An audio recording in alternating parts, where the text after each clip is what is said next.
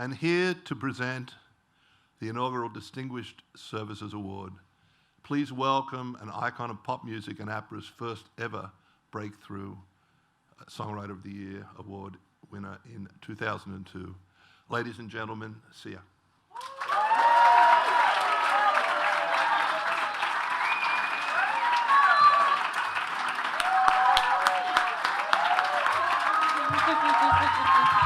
Surprise!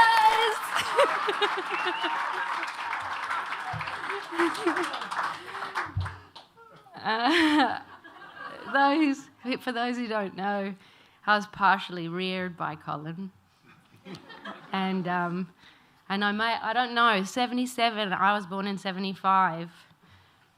Did I meet you first? I can't believe it, because when you said that, I was like, for sure. But so now I feel like, wow, I've known you the longest in the room. You met me when I was a baby, and you were nice to me, and you're always nice to me.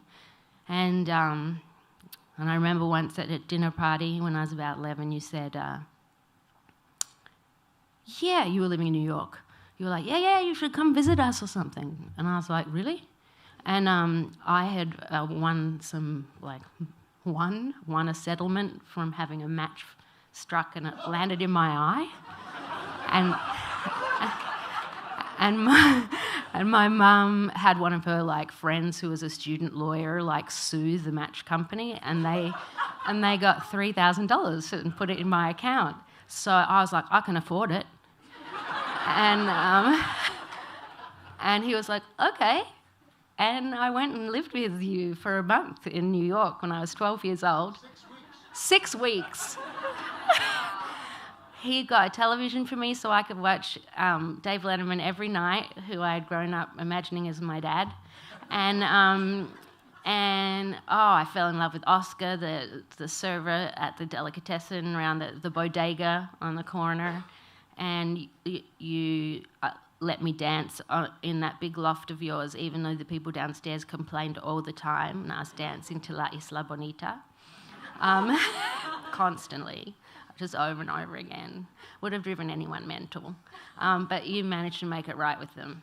And then I remember you had to go into the Grammys, I think, but I wanted to just sit in the limousine. I think that's what happened. I think you were going into the Grammys, and I was really excited because I'd never been in a limousine. And I was 12, and I remember I was like, I'll stay here with the candy, and it had a little television in it so I could watch the Grammys while I was in the car. I just parked outside the Grammys, and I just remember watching it and seeing Uncle Collie go up and accept an award and thinking, this seems like a pretty good life.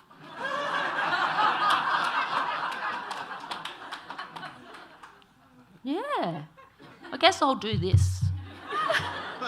And for those of you if you've ever heard me sing, you will now notice Uncle Collie's in everything I do. And you're part of you're my favourite singer, so I love you. Congratulations. Come and give me a cuddle.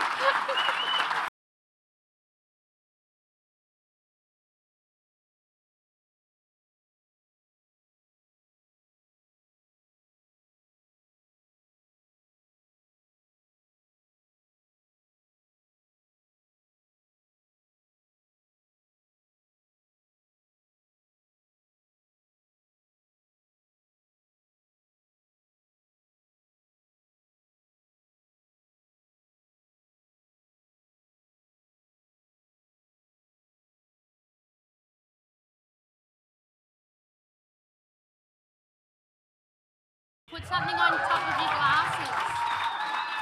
Like sweat. Can I clean them? Yes. He had emotions through his glasses. So they're just a little frosted up. Sia was always a hard act to follow.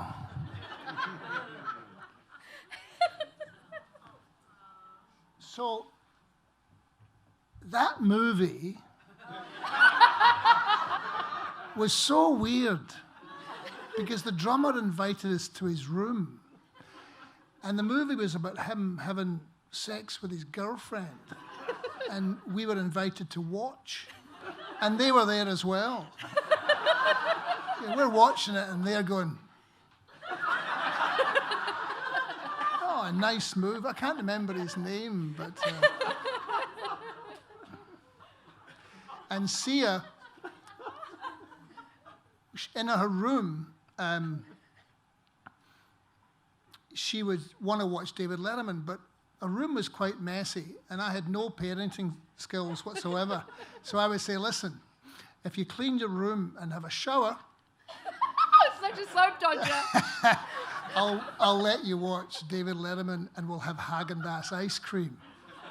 And so we would do that, and then cut to like, I don't know how long ago it was, maybe 15 years ago or something like that. I'm watching her on David Letterman. And it was that video in the black and whites when they were all dressed, and it was a beautiful visual presentation. And Letterman came over and he said to her, well, ladies and gentlemen, and he really meant this too, he said, doesn't get any better than that. And Sia looked at him, and then she looked straight down the camera, and I was sitting up there in Topanga Canyon, fucking weeping. And I was doing this. That was a good moment. Wasn't it? Mm-hmm. So, listen, I didn't know I was going to get this. I just have a speech.